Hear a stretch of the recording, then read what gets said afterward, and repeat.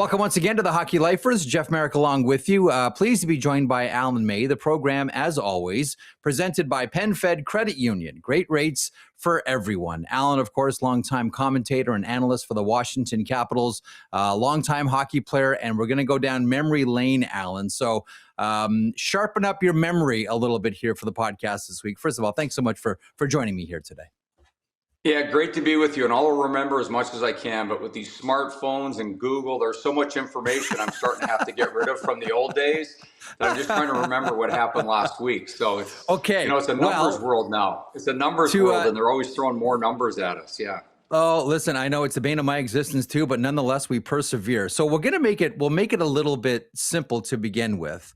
I want to ask you, and we're going to get to the Islanders situation, Peter DeBoer, the new head coach, Patrick Waugh fired. We're going to get to a tough Sunday for the Washington Capitals at MSG, some other news and notes from around the NHL, Montreal clinches, Buffalo clinches, etc. But I want to go down memory lane with a video. Now, this was a few years before you appeared with the new Westminster Bruins, but the coach was the same. We're going to go back to December 17th, 1978. This is the Portland Winterhawks in red rather, facing off against the new Westminster Bruins. The goaltender here is a guy by the name of Bart Hunter. He's going at a gentleman by the name of J.P. Kelly, who was wearing a visor at that time, the Kneeled Shield, as they called it.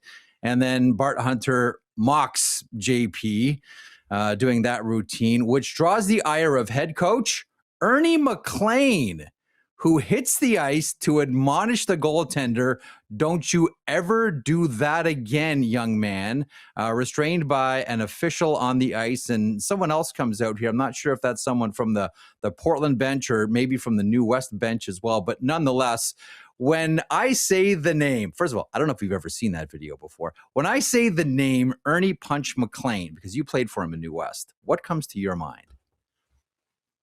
Well, I absolutely love the guy, and he actually told me to quit playing hockey and start coaching when I was 20 years old.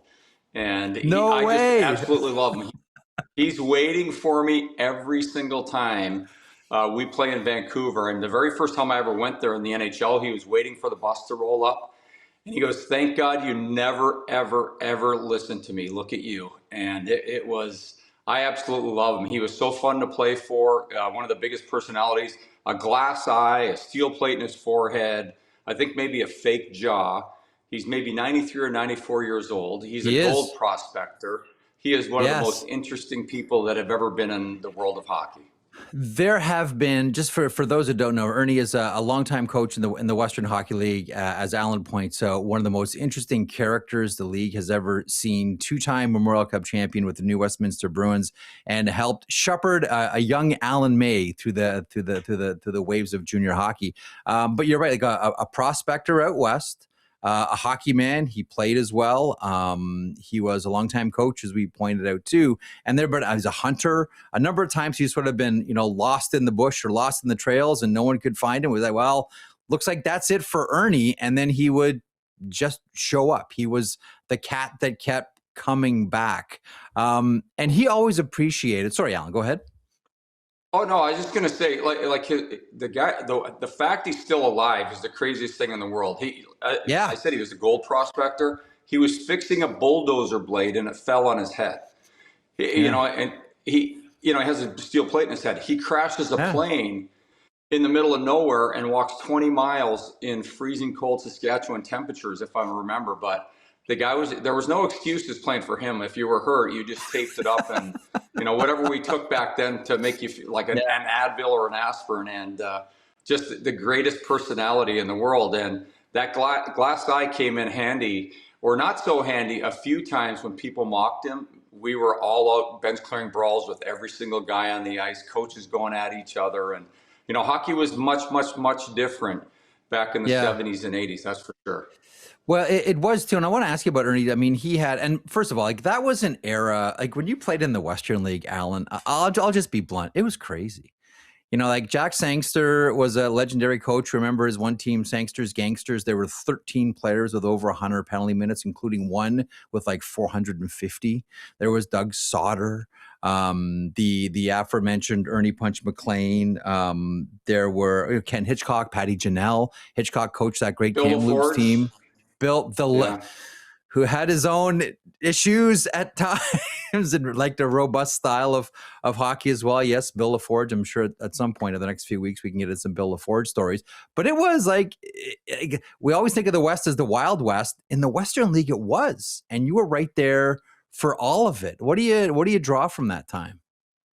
Well, even in the junior league, the provincial junior leagues, whether it's BC, Alberta, Saskatchewan, Manitoba, when you looked at the game notes, which weren't as extensive as they are now, there was a dozen guys on a majority of the hockey teams. And if they didn't have a dozen guys, they were in last place, and you might be able to put up 10 goals a game on them. But there were fights in warm-up. The referees never used to be out there. And I remember I always used to walk out last out of the dressing room. And I came out one game, and everyone was already on the ice fighting. And my coach wouldn't let me go. He just had me in a full Nelson. He's holding me, and I'm the penalty minute leader in the league and the fight leader, but I'm also a big goal scorer at the time.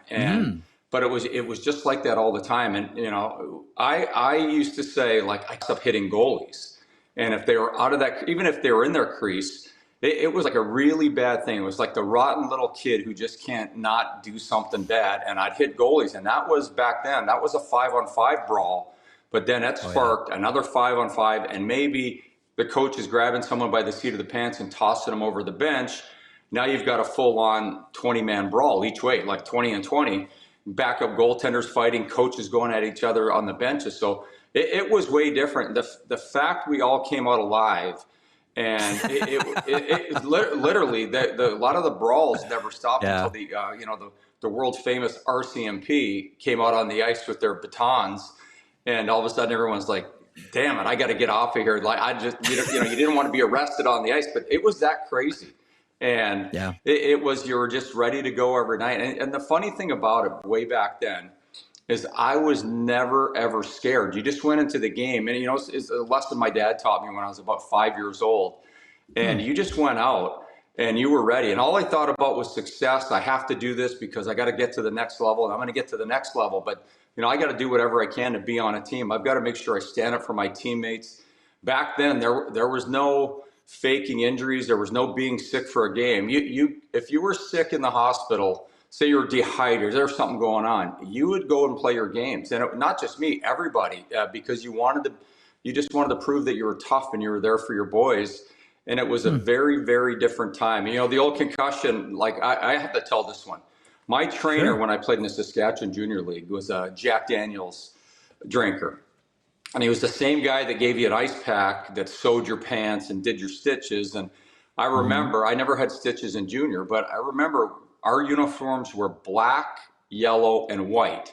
And there was a big hoop ring on the wall, or a gauge needle, a curved gauge needle, big, huge fish up to like the size of your thumb and forefinger, and pretty thick too.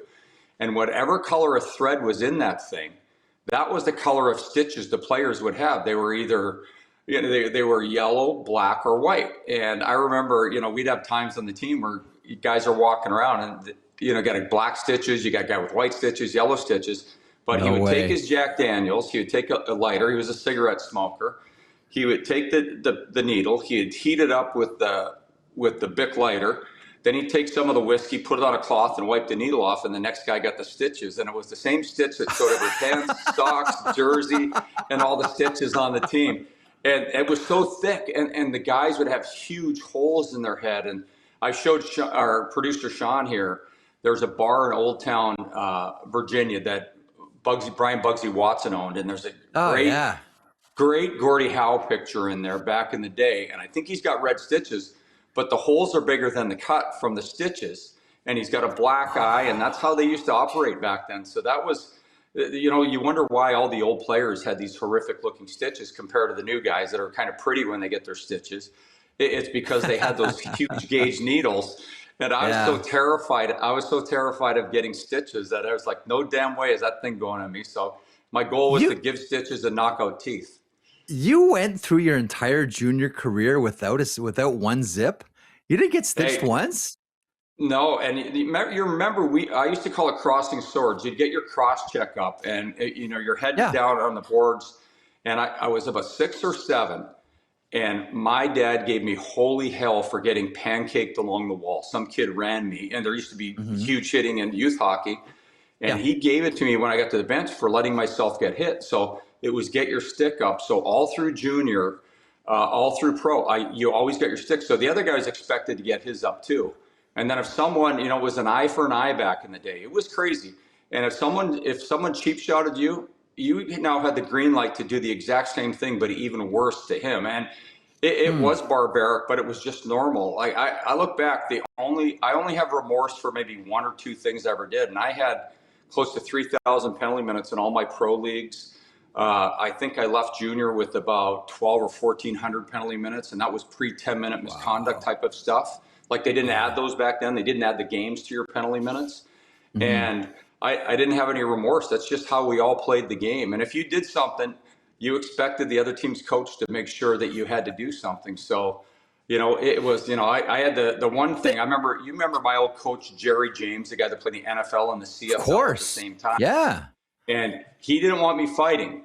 Well, not at the start of the game, but he would sit there and he goes, that number 17 Marek, he's the toughest guy in the league. Oh, that's 17 Marek, he owns you. But meanwhile, I listened to my coaches to a T. And then by the third period, I'm just like a dog that hasn't eaten, like a junkyard dog eat raw meat. And that other player, that 17 Marek guy, is raw meat. He was going down. It would be like a huge open ice hit, square off, throw the gloves, and then just go to town and then come back and just talk trash to my coach.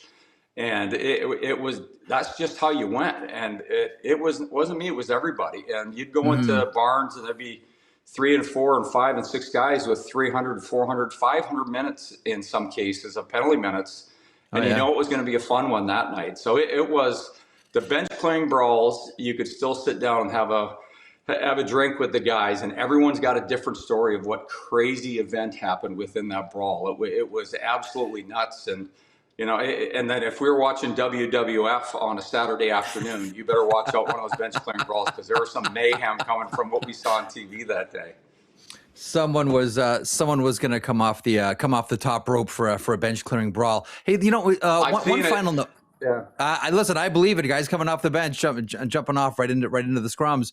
One final though. I remember Kelly Rudy telling me the story. Kelly played, of course, in the NHL. Islanders, Los Angeles Kings, San Jose Sharks. Great goaltender, great commentator as well at Hockey Night. He played junior at Medicine Hat, as you well know, and they were a really young team. He said, and whenever they would play against the New Westminster Bruins and Ernie McLean, there was a player by the name of Boris Fistrick, whose son Mark played in the NHL. Harold Filipoff would have been on that team too. And he said what Boris would do in warm-up is he would skate into our zone and take slap shots at me. And then sometimes what he would do is he would skate into our zone, take the net off the moorings, skate the net. You're nodding because this is Tuesday. Skate the net to center ice and stand there and say, what are you going to do about it? Alan, to your point, there's no officials on the ice for this. And I would always ask her, Kelly, well, what would you do? He goes, we were all 16. These guys were all 19 and 20. We just skated off the ice.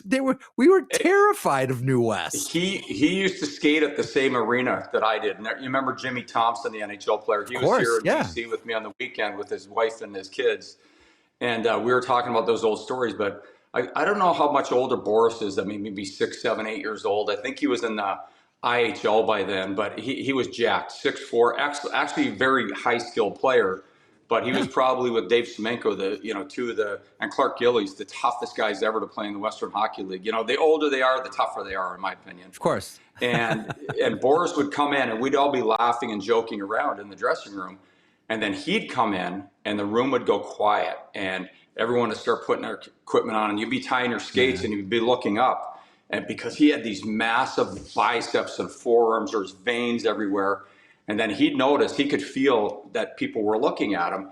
And then he'd look up, and everyone would drop their head and look down at at their skates and keep tying their skates. And then he'd be skating out there. No one would pull on him. Like the old back checking way, you used to put your stick in the guy and pull on him.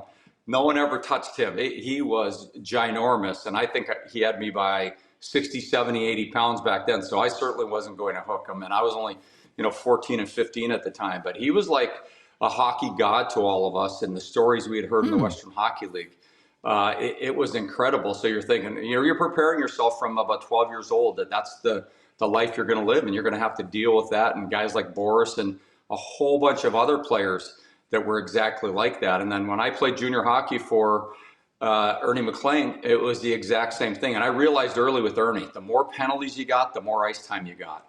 And so myself, Todd Ewan, Dean Ewan, Brent Hughes, not Mark Recchi was my centerman. Or I can't remember if I was center or he was center back then, but Rexter was just a skinny little kid with his head would bobble around. And, what he became in the NHL is absolutely incredible. But we would just go crazy every game because the name of the game, you got to get on the ice to be seen. And so if you weren't in the penalty box, you were on the ice with Ernie. And, and if you could get away with murder because you had the glass eye and you'd be on the one side of it. And like even in practice, you just stay on the side of the bad eye. And he would just point at guys he was mad at 4 times down and back. And you'd be over there and you'd never have to do a skating drill because you're hiding. But it was usually us penalty minute guys were all hiding. So he probably did see us because he was a cagey old bastard. But it was mayhem all the time. And I look back and I was like, God, we lived through that. It was a lot of fun. And I guess scary at times. But you go off a bus, your bus comes into somewhere at 9 p.m., 2 hours after the game starts. You got a 2-minute warm up. And there was always a bench clearing to start the game. And then the game ends at midnight. And then you're on to Spokane. And then you're on to the next place. So it was just different times. And our buses didn't have bunk beds. They didn't have Wi-Fi. You didn't have Walkmans. You didn't have headsets. It was a lot different. And there were, the terrorist coaches that the players wore their equipment from, he'd be so mad at them, intimidating all these young guys. And, the guy in Medicine Hat used to do it nonstop. Bill LaForge did it nonstop, where guys would be in their equipment for 8 hours to the next stop. And so it was barbaric. I remember Brad May telling, because Brad had Bill LaForge in Niagara Falls, and Bill's big thing was 100 hits a game then. Give me 100 hits. I need 100 hits every single game. And they were playing one game, I don't know, Owen Sound or something. And they didn't get 100 hits. And so everyone had to leave their equipment on. They went back to that old tiny barn in Niagara Falls, and they lined up half the team in front of one net and half the team in front of the other net. This is like 12:30 at night. And each guy had to skate to center ice. Boom, big collision. That was one. And Ernie didn't stop the drill until they got to 100. I'm guessing that resonates with you, Alan. While we used to do skating drills, you sprint from one goal line as hard as you can, one guy in the other corner, and you meet behind the net with a huge hit. So, there was a lot of guys who got wrecked behind the net, but on your own team, you figured out how to hit each other without, murdering or decapitating your own teammate. And you kind of took off a little bit, but you knew you had to hit them. But in a game, you thought the complete opposite. You were taking people down, and the nets used to be a lot closer to the boards back then. So there wasn't a lot of room. If you look at those old Bobby Orr videos, he's back there, his ass is on the wall, and his stick is basically touching the net. So, and the Bill LaForge stories are crazy. I loved his attitude, though, because I used to try to get 25 hits every single game. Like, what was a hit in my mind? Like, huge, hardcore body contact. And we could skate 2 to 6 extra strides after a guy moved the puck. And so it was on you. If someone nailed you after you got rid of the puck, you had to have your head on a swivel. You had to be ready to engage on the hit.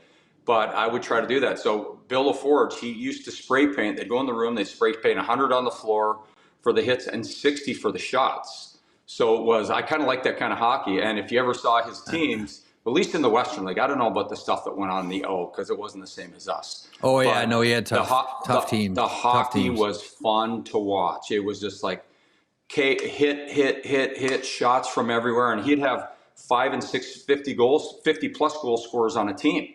And then he'd have, so many guys with 200 and 300 and 400 plus penalty minutes. And, he'd even have his extra scratches jump out over the glass sometimes and, get involved. It was crazy. Absolute mayhem.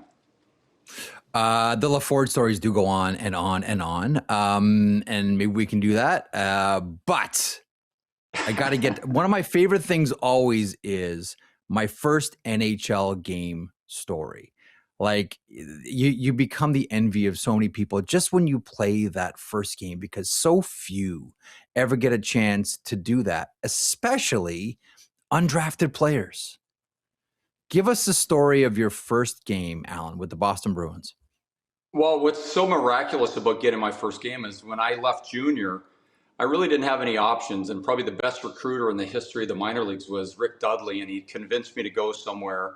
Meanwhile, he's got 120 guys in training camp. He's got about 100 NHL contracts because there was no limit on contracts back then. And I ended up playing in the Atlantic Coast Hockey League in Winston-Salem, North Carolina. So the fact I played in that league, no one had ever played in the NHL. And I signed I was offered 2 3-year contracts and a 2-year contract out of that hockey league. I went up at the end of the year, played 4 games in the American League. And out of those 4 games, I got my contracts because there wasn't one damn scout in that league watching anybody because it was a throwaway league. And I just needed a place to play until I went and played at the University of Alberta the next fall. So I'm playing in Portland, Maine, the Maine Mariners, Mike Milbury's first year of coaching. Boston had to stock an entire farm team. And that's why I chose them, because I knew that they had spots, and Bruins were frugal. They didn't do the 100 contracts or the 80 contracts. They did about 40 contracts back then. That's true, yeah. And, I'm one of the captains on the team right from day one as a rookie. Milbury loved my type of guy, and I love Mike Milbury. And, we go through the games, and I noticed there was a meritocracy for getting called up. So if you're the best right winger at the week or so that they were calling guys up, you got called up. So I remember seeing Cam Neely getting hurt in a game on a Friday night, and or a Thursday night, whatever it was. It was a Thursday night, and I'm watching the game, and I'm like, I'm the best right winger right now. If he's hurt, I'm going up. So go to morning skate the next day with my team, and I'm there, and I'm like waiting for the tap that Mike says you're getting called up. But like that's how I always thought, like I always tell people I'm dumb enough to be dangerous, because I only believed in the positive and going forward, and like visualizing, and it's going to happen, manifesting. That word wasn't invented until about 10 years ago, and so I'm sitting there, and then we're at home. My 2 roommates and I were sitting there having a pregame meal. I'm kind of pissed off because I haven't been called up yet. And I'm like, it's got to be me. There can be no one but me unless Cam's recovered. So next thing you know, the phone rings. All 3 of us have our hand on the phone. And my roommate, Timmy Driscoll, grabs it. He goes, yeah, he's right here. Timmy was a right winger as well back then. So Milbury goes, you did it, kid. You're going up. Cam's hurt. You're going up. You're going to play with Linsman and Courtnall on the first line. And he goes, you got it. I know you're an NHL player. This is your chance. So I'm like, oh my God, I'm packing my stuff to get on the 6 o'clock flight to get to St. Louis. And I get to the hotel, and I call my dad. And he's pissed off because he thinks I'm pulling his leg, because I was playing in a 5-team league, but by Thanksgiving, it was a 4-team league. And it was chaos. But it was the best thing that could ever happen to me. 9 forwards, 4D, 2 goalie. That was the roster, 15 skaters, and they weren't calling player ups or exciting guys. So you'd have 3 guys out. You got more ice time. So I was playing 35, 40 minutes a game, and full bore, as hard as you could. It was every game you just felt incredible. I loved it. And so anyways, my dad doesn't believe me. I call back, and he's kind of getting upset and a little bit pissed off with me. So I go, Dad, I'm in the Hotel Frontenac or whatever it was called in St. Louis. This is the number. Call me back. He calls me back, and all of a sudden, you don't hop on a plane back then, because you had to go through the whole rigmarole of calling travel agents or airlines for 4 hours to get a flight.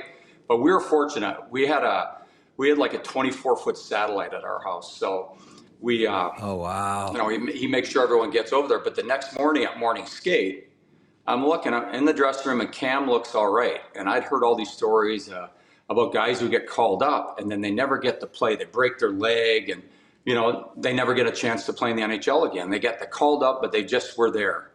And so I'm out there, and we're doing all of our stuff, and I'm looking. Cam looks really, really, really good.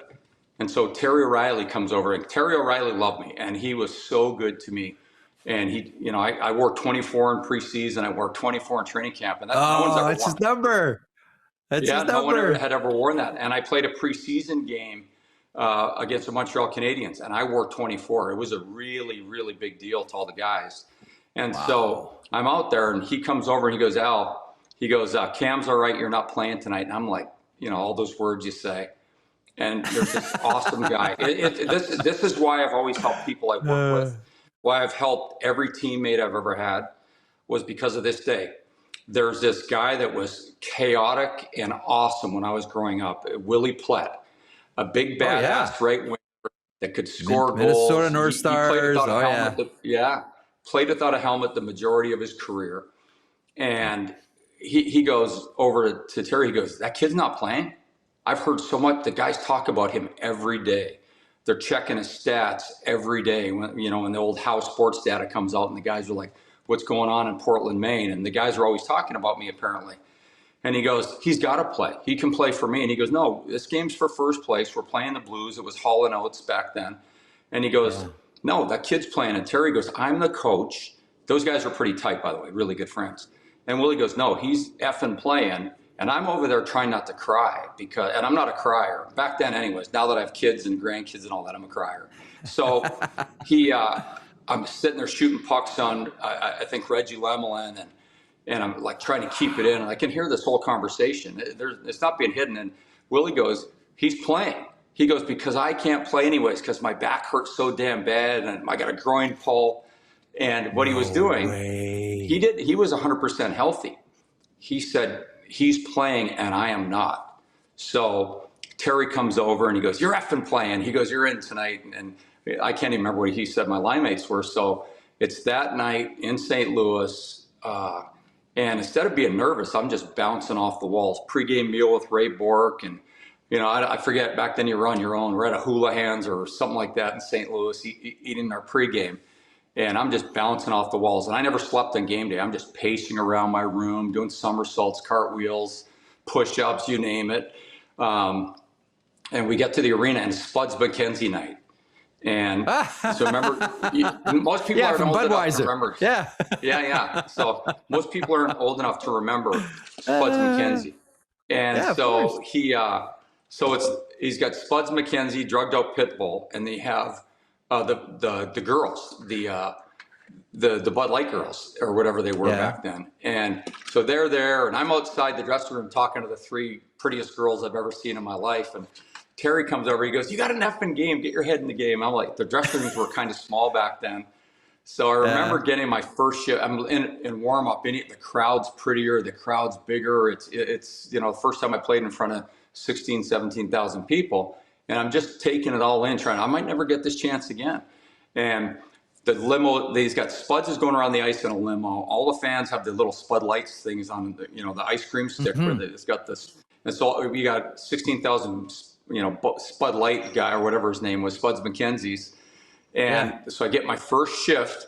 I come back after my first shift and Terry goes, Alan, you have to breathe if you're going to play in the NHL. Your face is so red right now. I guess I was probably gritting my teeth through a monster hit, but I never felt so tired and so tanked after a shift in my life. It's like I was forgetting to breathe. So then the rest of the game, I remembered to breathe. I think we won 2-1, first place in the NHL. And I was in awe of Brett Hull, how fast he was, how he could score, the hitting. Everything was like so much higher of a level than the American Hockey League, which was hard to play in as it was. But it was just one of those things. And then after the game, back then there weren't really rules after the game. You always flew out the next day. And Terry goes, you guys, I want you to stay in tonight. And so I'm hanging out with a guy named Reed Larson, another guy that always took me under his. Yeah, so we all walk in the hotel, go up, one of the best ever with a wooden stick. Yeah. So anyways, we get back to the hotel and, we're not supposed to go out. I'm with Reed Larson and Ray Bork. They, all the teams used to stay on the same floor. So we walk all the way through the floor. Reed says, just come with me. We go out back and there's 6 taxis waiting for us. So we went out till about 4 a.m. and it was awesome. And then I remember I sat with Johnny Busick on the bus. The legend. But he didn't talk in the morning. I later found out why. And I didn't have sunglasses. Like every player had sunglasses but me. And I'm sure I had the old red eyes, but it was so awesome. It was absolutely incredible. So, had Willi Plett not done what he did, maybe in a couple of weeks when someone else went down at right wing, I wouldn't have got that chance to play. There might have been Paul Baraldo or some other guy, Taylor Hall, playing on right wing that got the call up. So I was lucky, very fortunate. So I'm going to find Willi Plett one day in Atlanta. I'm going to take him out and buy him dinner and everything, and tell him the story from my eyes. He probably doesn't even damn well remember it. So it's, it's just, that's who. So I love Willi Plett. And from that day forward, I helped every teammate I've ever had, people I work with, and it's all due to Willi Plett. You talk about paying it forward. That's it. Like, that's one of the most selfless things, like, honestly, Alan. And listen, I spent way too much time studying hockey history. Like, I have not heard a story like that where one player says, no, you know what? I'm scratching myself so the kid can get a shot. I've heard a lot about players mentoring and helping players along the way. And that's all well and good. And that's great. And that's a wonderful thing about the sport. But to scratch himself and say, no, this kid gets a shot. That's honestly, dude, like, that is stunning. That is a stunning story. Well, and it's because, like, Terry O'Reilly would be a guy that did something like that, or he would have went toe to toe with the coach. But that was why Boston was so good back then. Unfortunately, the Edmonton Oilers were in the league. And I just look at, there were so many guys that did. I remember being in Washington and guys are going, I think it might have been Terry Murray or Brian. And they go, what are you doing helping him? He's the same position. I go, well, if he's better than me and deserves to be, then he's going to play. But we're out here to win. I'm going to show him how to be better on the boards. Like, Bobby Gould and Dave Christian and guys I played with, they helped me. And I just always thought a true team is like, everyone's got a rope, everyone's got a ride. You got to take care of each other. And those things were always really important to me. And when I was coaching my entire life, it was, if you had bad teammates, I just got rid of them. And, you can't have cancer. It grows, it spreads. And you got to have, if you have guys just pissing and moaning all day long in your locker room, you're not going to be a winning team. You got to be all about what you're after. And the best teams, you always hear the family thing. They found the right potion. They got all the right guys at the right time. And I was lucky enough to play a little bit with Mark Messier and be around Wayne Gretzky and Joe Nieuwendyk and so many, Mike Modano, Neil Broughton, Craig Ludwig, Rod Langway, so many incredible people. And it was just, they carried themselves that way too. They always looked out for every single one of us. It's going to be a long time until I hear a story better than that one. I'm telling you, Alan. You mentioned Brian Murray and Terry Murray as well. Let's transition here. And I do want to get to the Islanders situation, some more current things in the Capitals weekend. But so getting to the Washington Capitals, and there's Terry Murray and there's Brian Murray, and I want to get to Jim Schoenfeld here in a couple of moments as well. But what was that transition like? What was it like getting to the Caps? Well, I knew I was an NHL player, and I still believe a lot of things, and our producer Sean can tell you that, it's the same things I say day after day. And if you can't play in the NHL when you're 18 and 19 and 20 and be a dominant player, you need to spend 2.5, 3 years in the American Hockey League. Hopefully you get a cup of coffee and you get a taste that you go from your one game, you want 100, you want 1,000, whatever it is. And when I get traded, the Oilers were too good. I was so upset when I got traded to the Edmonton Oilers. And I'm an Edmonton kid, but I was so upset because I looked at the roster. The name of the game is to get in the NHL. After you get in the NHL, then you worry about winning Stanley Cups. And I got traded from Boston to Edmonton, and I don't know why they chose me. They had to pick of any guy on the minor league team, and they chose me. And I was the guy that was in the Atlantic Coast the year before. And I get there and I'm skating with them, and it was so different. You could see why they were beating the Boston Bruins in the finals. Is that the drills were dizzying. Like there was so much skating, and compared to stops and starts up and down, never leave your right wing or left wing. Center stay in the middle of the ice more or less, muck and grind in the wall. Well, they did everything like 6 regroups where you passed a defenseman, they hit you to pass in the neutral zone, then you passed another group of defensemen from the far end, and we do like 6 regroups, and I was like, I couldn't, it was just mind-boggling. And then you're playing with your childhood idols with Gretz and Messi and Anderson and Curry, and you just keep going name after name after name. And I just look at the right wing, how good it was, like how many great players were on. Yari Curry, Glenn Anderson, Craig Simpson, and this freak of a human, Marty McSorley, and Kevin McCelland. I go, those guys are champs. Like I'm 100, when I get traded to Edmonton, I can save it for another time if we do this again. But when I got traded to Edmonton, when Slats got on the phone with me, he goes, Al, he goes, how tall are you? 6'4" or 6'5"? I go, I'm 6'2" on a really, really, really bad hair day. So I'm not quite 6'2". And he's going, seriously, how tall are you? I go, I am 6'1" and 5/8. And I always throw that 5/8 in there. And he goes, well, are you 240, 250? I go, no. I'm 168 pounds. And he goes, no, and he's getting pissed off at me. He thinks I'm screwing around. I go, no, I'm 168 pounds. And he goes, you have all those penalty minutes. You've got all those goals. I was like, yes. And he's going, well, you know what? We're having trouble with your immigration right now. And I go, Glenn, I'm from Edmonton. Like, I was so unknown, they didn't even know who I was in their own backyard. And so anyways, he goes, we're having trouble. You're going to have, now here's the kicker. You're going to have to go meet the team. They're playing in Bingo tomorrow, Binghamton, New York. Binghamton, yeah. American City. Legally, I wouldn't be allowed to play in Binghamton. I had an American visa though at the time for the Bruins. Right. But I get sent down, and then when I finally get called up, he's looking at me. He goes, well, it's nothing but muscle, and that's all you weigh? And so, but about 5 days into playing for the Nova Scotia Oilers, we pull up into Boston, and we pull over on the side of a road just outside of Boston, and we pick up this guy, and he's kind of sweating. He's got his hair swept over to the side, big old trench coat, and it's a scout. And he goes to Ronnie Lowe, our coach. He goes, where's that May kid? He goes, the skinny little guy 3 rows back. And so he goes, well, you play like you're 250. You look like you're 6'5" on the ice. And that was always the joke, because I spent about 5 or 6 years going on vacation with Ace Bailey and his family and our whole group of players. And he would always tell everyone, well, he played like he was 6'5", 250. So it was just one of those things. But, you know, so spend the year in Edmonton. I get traded to LA, and they got a gentleman's agreement. I'm not able to play for LA until the next fall. They didn't want me, another Oiler guy, playing with Gretzky and McSorley and Mike Koszalniski and Jimmy Weimer were all over there. And so at the end of the season, I had a really good year. Our team lost in the finals in the American League. I was playing for Rick Dudley, John Tortorella. And they signed a couple of guys, older guys. And it was like Crowder and maybe Ronnie Duguay, and 2 guys I love. But I'm thinking, once again, strategically, they got all these guys at right wing. I do want to play with Wayne Gretzky. I do want to play for the black and silver LA Kings. And I tell my agent at the time, I say, hey, I want to be traded. And so at the draft, I come home from a wedding in the middle of the afternoon, the draft's going on, and my dad's mad at me because I get traded again.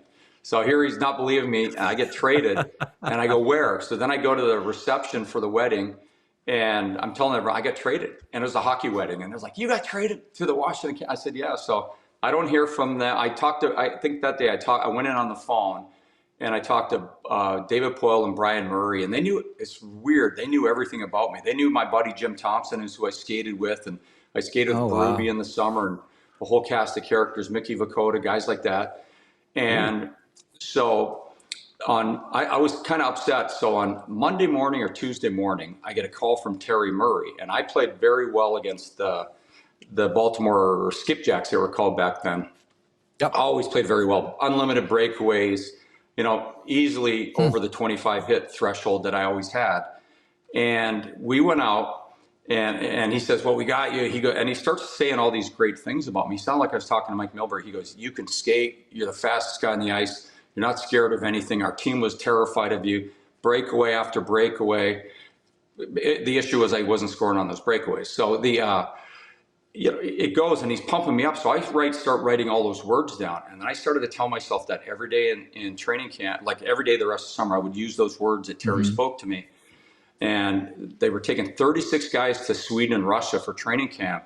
And I wasn't sure I was on that list, but I told my agent, I said, if I don't go to Sweden and Russia for this deal, I am not going to play for the Washington Capitals, and I will not sign a new contract. I'll go play in the ECHL.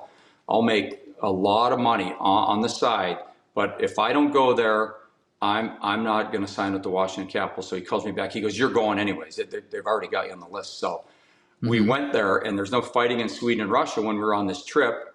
My conditioning was elite, and I knew I was an NHL player at that time. That's why I was so, I don't know if it was cocky, but I was very confident that I was an NHL player now because I got my 3 years in the minors in and getting there. And it's funny, the first day I get to Washington, that guy who pumped me up and gave me all those affirmational words was Terry Murray.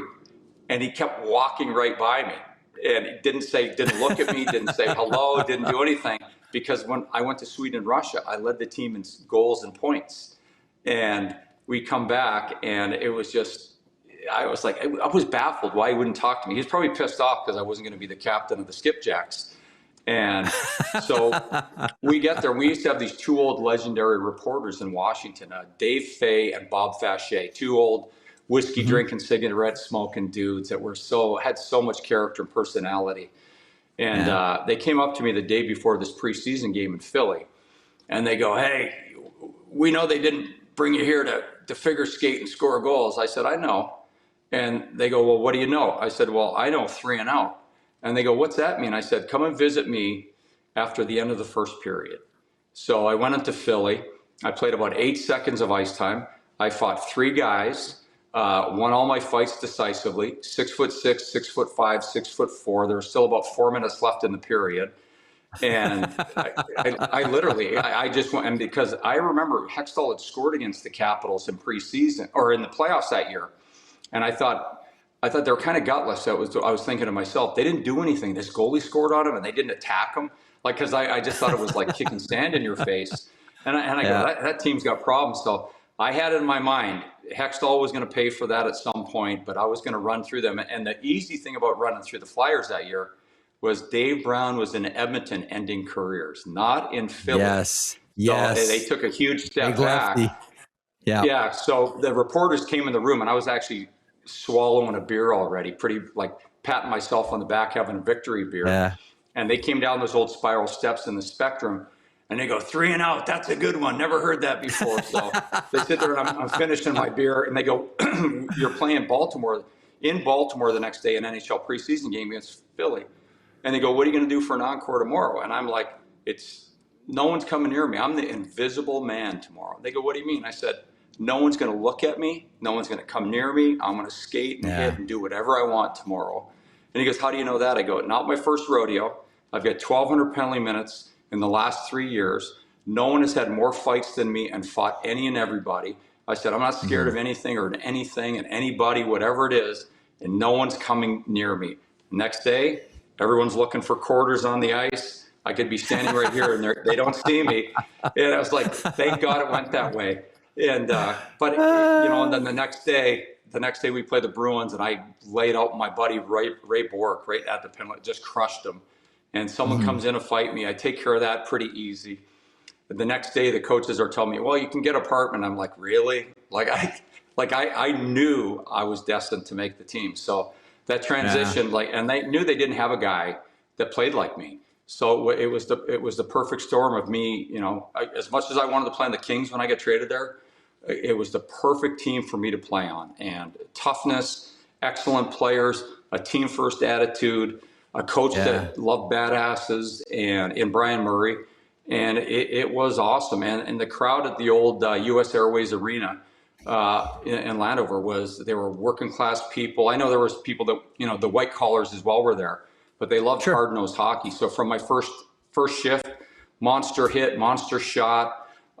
We win the game 4-1 against Philly, who's a superior team for years. And so it just got me started in the right direction. And, my first shift of every game, it needed to be a hard hit or a big shot. And I preferred the hard shot over the big hit. I should say the big hit over the hard shot. And I like to rattle early. So it was awesome. It was perfect. And we had a good year and the best playoff run they had ever had was that postseason up until that point. Couple more things here. One, I want to ask you about Jim Schoenfeld. Listen, I'm old enough to remember watching him play as I was a kid. I grew up in Southwestern Ontario, and I watched tons of Buffalo Sabres games, and he was front and center with all of them, and an excellent coach after his playing days as well. What did Shoney mean to you? Well, Shoney, the weird thing how he became the coach is we were waiting in Buffalo, and we had morning skate with our coaches, and then we're in the arena. No coaches meeting at 5. No one's there at 5:30. Like all the coaches got fired. And we're going to our trainers, like, what's going on? And they said, we think Murr got fired. It was Terry Murray. And we're like, we get no coach for warm-up. Yeah, we come in after warm-up, and about 5 minutes after that, David Poyle walks in, said, I made a coaching change today.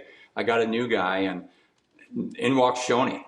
And so Shoney comes in and gives the best first impression speech you've ever heard. You know, he used to do TV commercials and all that. Oh, yeah. And I'm just like a little lapdog. But everything he said, he didn't do any of that in the game, and we got our asses kicked. So I'm thinking, is this guy full of it or not? What's his deal? So he came in, and they must have told him, say, this guy's not doing this guy, and everything kind of got upset. And really, we had turned off Terry. But Shoney come in, and every time he'd talk, I was like, man, this guy can talk. And I hated his practices. They were hard. They were really hard. And then I didn't really like Shoney at the rink, but then he'd go, he had this awful habit. He always called everyone by incorrectly their nickname, whatever. So Mike Ridley was Rids, of course. He'd call him Rid. Or Michael Pavanka was Pivo, and he'd go Peeve. And I was Albie, and he'd go Alb. Like, it drove me crazy, just absolutely nuts. And then he'd want to hang out. He goes, hey, can I sit with you on the plane? I was like, I hate you right now. And he goes, come on, let's have a beer. And then I loved the guy there. And then he'd healthy scratch me. I was coming off this broken hand. He'd healthy scratch me. Then he'd skate the hell out of me. And it was so hard. And I'd start shooting pucks and saying shit, like things to him. And and then we'd be out there, and then I'd be in the room, and I'd just be gassed. It was the hardest I probably ever got bag skated by a coach. And he'd come in, and he goes, hey, let's go do a workout in the gym. I want to do one of these martial arts workouts with you. I go, just get the hell away from me. He goes, no, we're working out. I'm like, then we do like 500 squats and knuckle push, all this weird stuff. And I would be so mad at him. And then he'd go, hey, let's go to lunch to that deli you like to go. I was like, oh my God. I couldn't hate him. I loved him. And, he slowly got the team going, but he could piss you off. He could piss you off, but at the same time, he was such a likable guy. And I remember when I got traded from there, and David Poyle said, well, we know you and Shoney aren't going to get along ever. I said, I actually like the guy. He goes, well, owner wants to sign him to an extension. He goes, you guys don't agree on anything when it comes to hockey. And he goes, so you can either stay or go. And I'm thinking, I got to play. The name of the game is to be on the ice and play.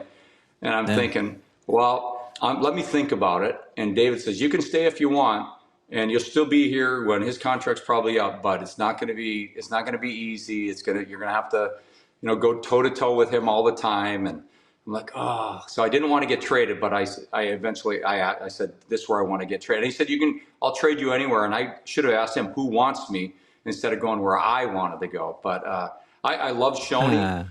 And whenever I saw him over the years when he was assistant GM with the Rangers, he'd come jumping off the bus.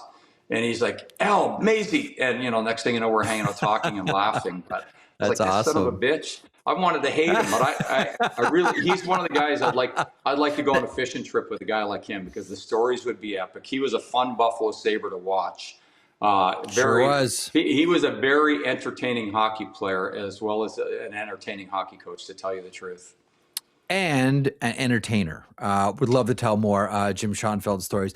Great piano player, singer. He was the guy at the bar after the game, as you all know, who would get on the piano and start singing songs. I actually have his album, Shoney. It's one of my prized hockey possessions. I'm not much of a collector, but I have that. So hearing you talk about Jim Schoenfeld really resonates with me here. Really quickly, Alan, finish this sentence. My favorite hockey fight was blank.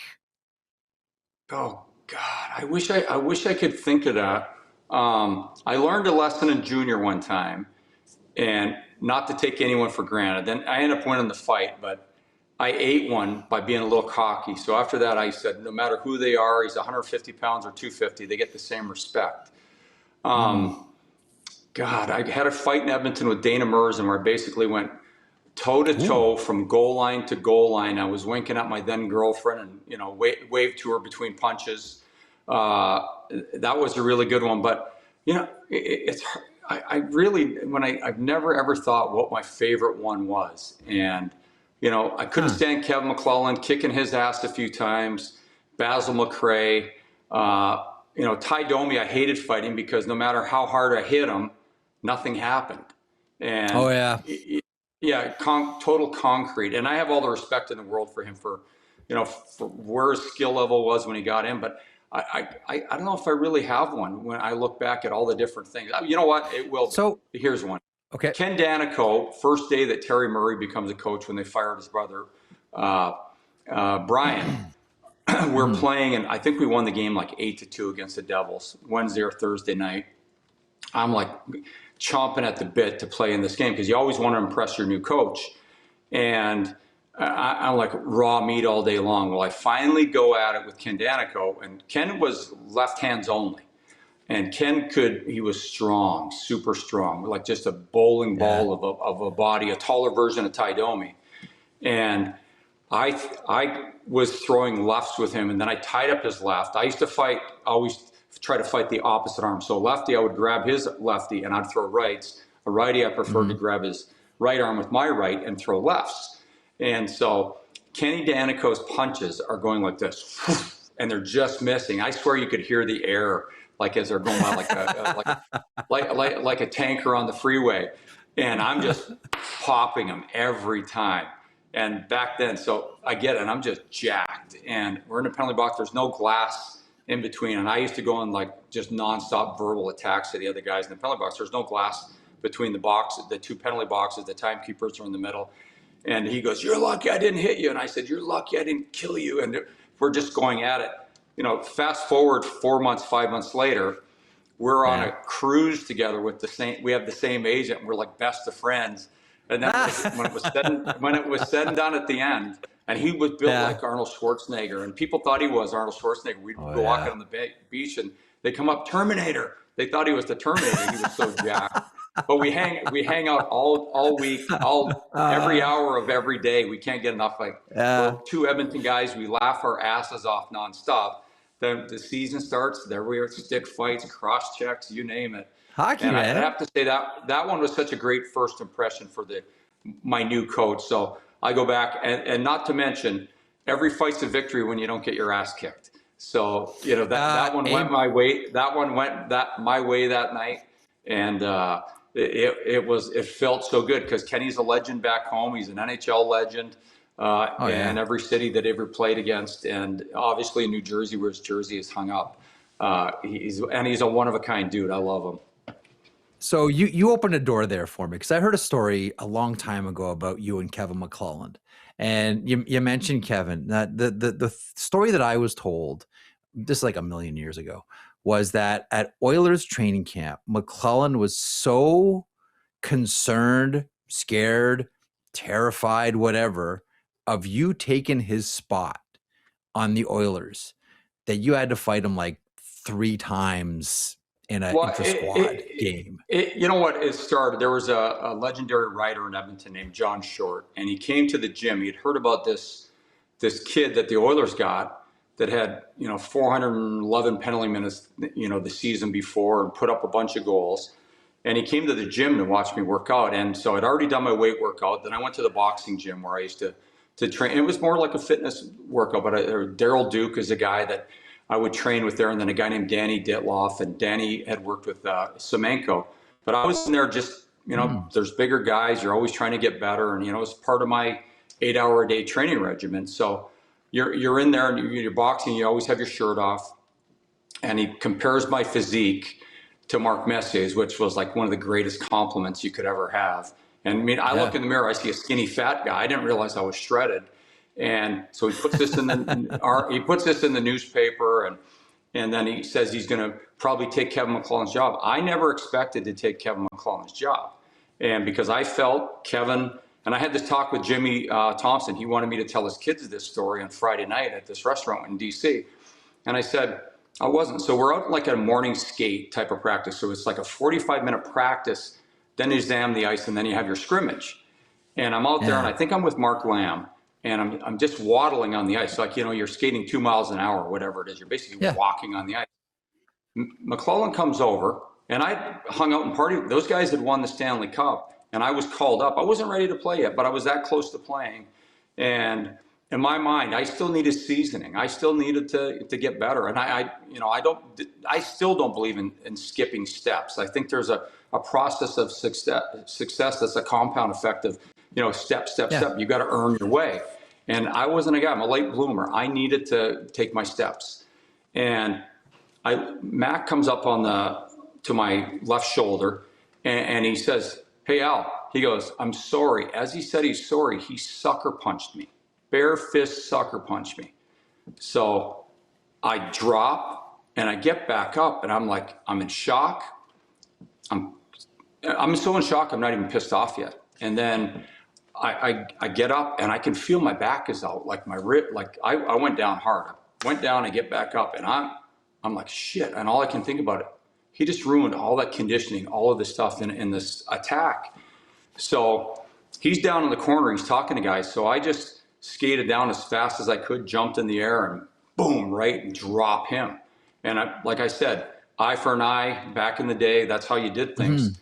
Well, then everyone's breaking us up and Mess is yelling at both of us. And now I'm starting to see red because I'm hurting.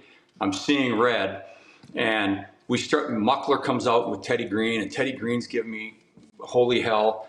And I'm not listening to anybody because now they've unleashed it. Like I'm psychotic.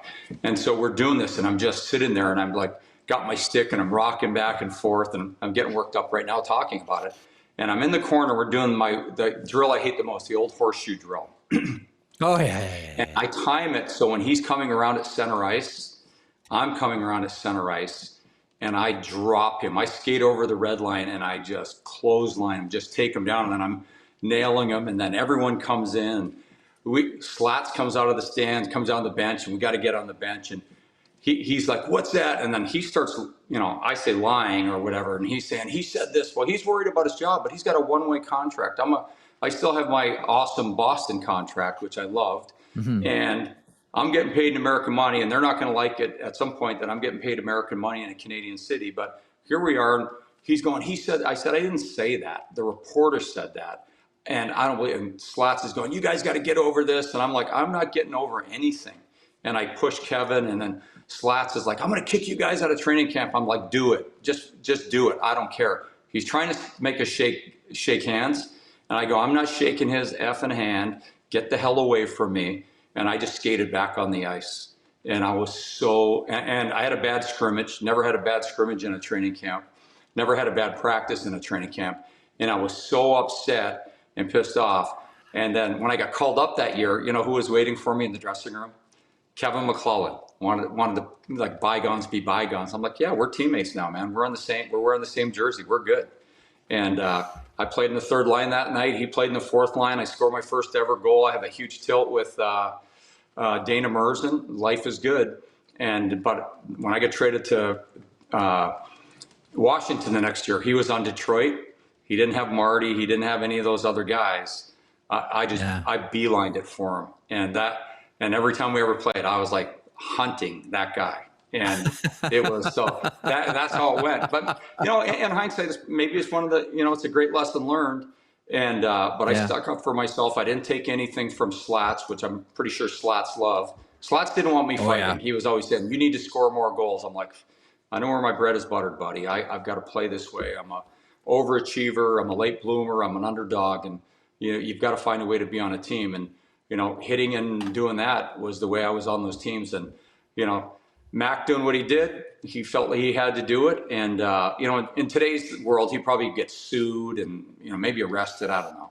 But it was a different time. That's kind of been the theme of this conversation so far. It was a different time. But, what's funny is that I remember I'd be on a date and someone wanted me to eventually meet their parents. And I go out of a black eye and my hands would always be just mangled, like cuts everywhere. And then that was really polite. I was soft spoken. And then even my kids and my grandkids, everyone's like, you're like the nicest, happiest dad, and like a little kid. And I'm like, yeah. I said, you can't beat up people in the real world. On the old sheet you could, but it's like I said, it's a different time and a different me. Different time and different world too when you're on the ice. Okay, I do have one more historical question, but I'm going to pause it for the end because I do want to ask you about the Caps weekend. Tough one at MSG on Sunday, 8-1. I remember I'm watching the game and Tom Wilson makes that beautiful sauce pass to Connor McMichael. I'm like, all right, here we go. We have a game, and then the wheels come off the wagon. Your thoughts on what we saw Sunday, coming off an impressive game against the Buffalo Sabres as well? It was the same thing we saw in New Jersey on Thursday, and they'd been playing pretty well. But every team, I think you have to gauge differently. And so I'm looking at New Jersey Devils. I'm looking at the New York Rangers. They're both super fast up front. They've moved players on. You can't let Jack Hughes, Nico Hischier, Jesper Bratt skate, and you don't trade chances with them. Last night with the Rangers, they got a young team now, a lot of names you don't recognize, but they can all skate. And you know what? They're not worried about making the playoffs. It wasn't them. It was the other guys and whatever was going on within their room before. And then all of a sudden, all these guys are out injured. You bring all these young, fast guys that all look incredible to me, and they're fast. And we didn't manage the game properly. We shouldn't have been playing chance for chance. We needed to slow that game down. We gave up the first goal too early. And I always believe that when you're going and you're playing a speedy team in a hostile environment, you got to survive that first 10 minutes. And it's old hockey cliche, but it's true. You manage the game. You play slow. You don't trade chances on the road. And let alone at home, a lot of nights, you can't do that. You get the line matchups. But I didn't think they managed the game properly. I thought it should have been 5 guys playing the most boring hockey in the middle of the ice. Get through the first period with confidence at 0 or maybe up a goal and make sure. But unfortunately, they gave up that first goal. But stay in the game and play the 3-period game, 3-period and overtime. Find a way to get a point no matter what. It's a road game. And they didn't slow the game down. And then they didn't make enough friction at the end of the first or in the second. And they let it get out of hand. What was it, 5 goals against in the second period? Unacceptable to me. And that game needed to be played way different. You don't try to score your way back in the game, as hypocritical as that sounds.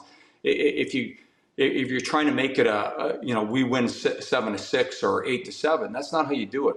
You chip away. You're waiting for them on a blue line entry to make a risky pass, and you go down on maybe a breakaway like Connor McMichael or a 2-on-1, and you convert, and then you slow it down again. You've got to play just like I keep saying on the show. You got to play the long game. You got to play. Just worry about the game you're in. Just worry about the shift you're in. Worry about the segment of the period or half a period and staying in. And they didn't do it in either of those games against 2 young, fast teams. And to me, that was the mistake in that. And especially after you played so well against Buffalo, but you're at home, you get the line matchups, the same against Philly the other day. They didn't let those games get out of control and chaotic. They still played within their structure, and they got so out of structure. And I thought 2 years ago they had not a great team, the Caps, and they made the playoffs. They didn't have defenders that could pass the puck tape to tape. They had a lot of guys that wrapped it around the wall. And then last year was perfect, like Chickies, bringing in Chikrin. Guys were moving the puck tape to tape, allow your players to play with speed. Guys who had composure in the corner to make it a tape-to-tape pass to a center in the middle of the ice. And we kind of needed to play how we did 2 years ago. And, make it we were winning 2-1 and losing. I felt like it was a 5-1 average on the loss and 2-1 on the win. And you had to stay in the games, and they didn't stay in the game in Thursday or against the New York Rangers. And to me, that was a huge error in tactically how they needed to play the game. And it's not just on the coaches; it's the players too. They've got to realize you've got to be perfect. You got to get the puck out of the zone. You got to crash the net. You've got to, if you can't get in on a forecheck, you back off and make them skate through 5 guys. And it got away from them. And then the MSG crowd got so into the game that the players are skating faster, playing loose. So it was ugly.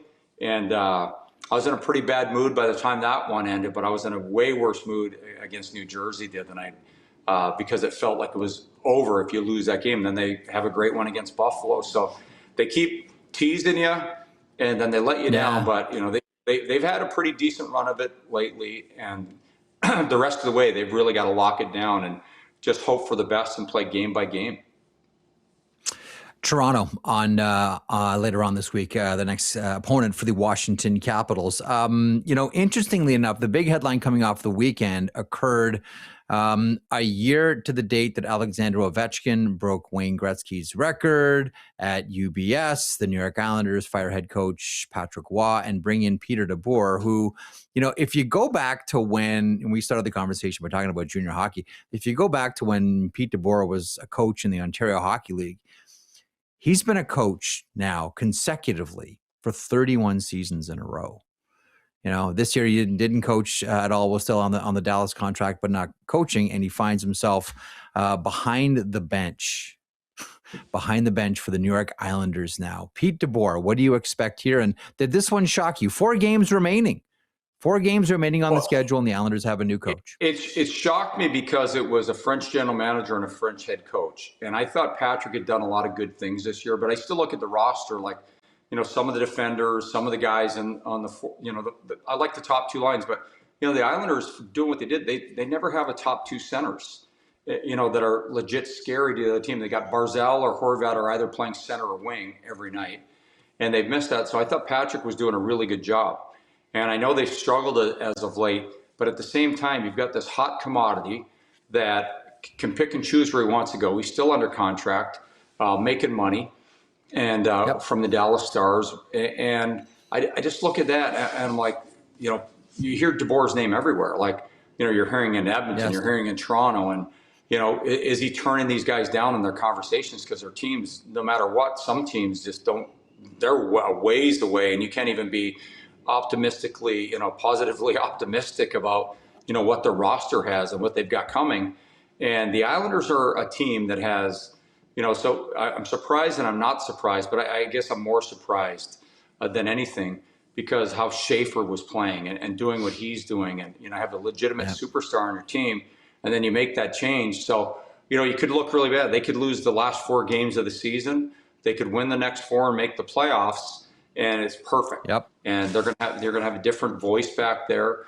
And I don't know. I thought Patrick had changed his ways. I thought he did an excellent job with the Islanders, with the rosters they have. I thought his communication was awesome. I thought, how he was more relaxed and more fun with his players. So it was shocking. And then you see it's DeBoer. It'd be different if it was someone else, like the minor league guy or something like that. But Peter DeBoer, so it's like, they were probably thinking they were going to make a change then. And they got to get this guy before everyone gets their hands on him, and entice him, throw big bucks, and make it worth his while. Because NHL coaches get paid a lot of money. Finish the year. I was trying to figure out how much you think he's really making for the last 4 games. Like, it's probably a whack. And I did read. I don't know if it's true. Last night I might have read it from you. He's got a 4-year, including the rest of this season. And this year plus 4. You can't. This year plus 4. Yeah, you cannot turn that down. You cannot turn that. You'd be ridiculous because maybe everyone starts going, we're just giving guys 2 and 3s, and they've got good bones in place on the island.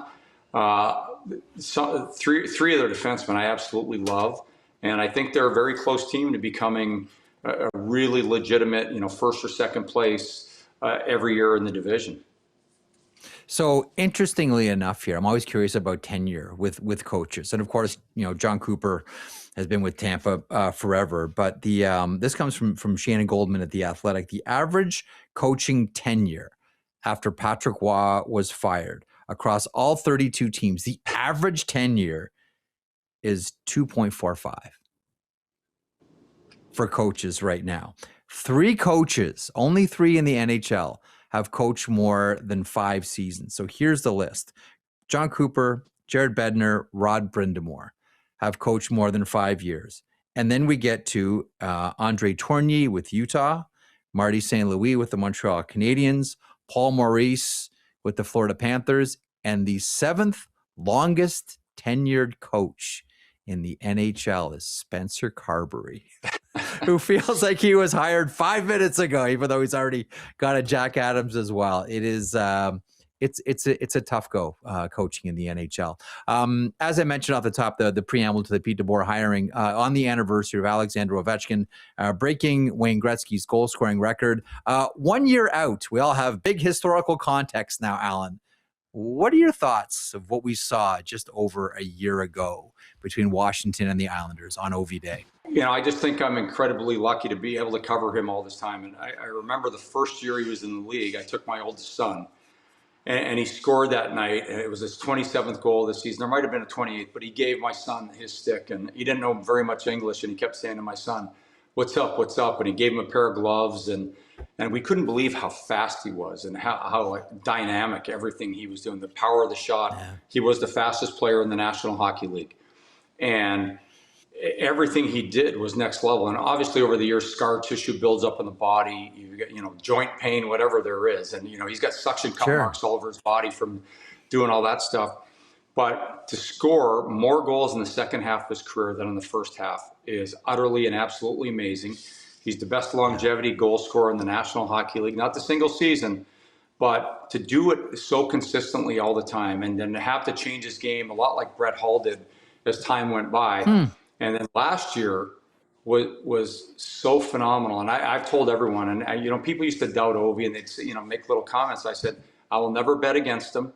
You go to war with guys like Ovechkin. Eventually, you will win. You've got to put all the right guys. You got to put all the right coaches with them, and to build a real team. And no one knows exactly how to do that year after year, to build the perfect roster with the perfect management and coaching staffs. Like if it was easy, they'd have one team, or it'd be two teams in the finals every year. It's not basketball, it's the NHL. Yeah. We got a lot more players on every roster. We have a lot more injuries. But for O to stay so healthy, but pretty healthy on the outside, but play all the games, I'm just absolutely and utter amazed. And, to be where he's at right now, 40 years old, leading the team in goals at 31, and I feel like he's hardly got on the ice this year. And, the offensive zone starts only thing, I thought, if he was into defensive, it might be a 50 goals still. And I just look and I'm never amazed that he's scoring goals, because that's what the great guys do. And you can't think like a GOAT, like no one can think like Gretzky, Lemieux, Brett Hull, Ovi, and they've just got a mindset. But I think we've been so incredibly lucky that he's been able to do it in one place. I was telling Alexa, who I work with a few weeks ago, and maybe a month ago, I said, we still got some 3 and 4 goal games out of Ovi, because he's always got that capability. Yeah. And, if the old body is listening at the start of the game to the brain and the heart, he's going to be moving, he's going to be hitting. And when he's hitting, the shot's better. He's at the net a little quicker.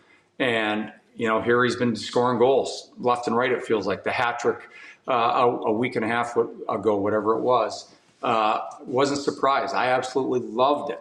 And I have loved so much about him. And then to be around him, I was with him Saturday morning. And he's just the happiest guy in the world, loves the game. He's still 5 years old at heart with this love and passion for playing hockey and scoring goals. And, he's more giving than he's ever been. He realizes, like Gretz, what it matters what he does. It matters how he treats people. The amount of autographs he does, the amount of charitable visits, he still does everything everyone else does. So I don't want him to go. I want him to travel somewhere, get an injection of this or that to make the body young again, and just keep playing. But I years ago, I was thinking, we'd have a couple games where he wasn't playing. The power play was just brutal, and it was like nothing. And I was like, this would be life without Ovi. And it was like games where he and Carlson both missed. I go, oh, it's going to be ugly if he's not around.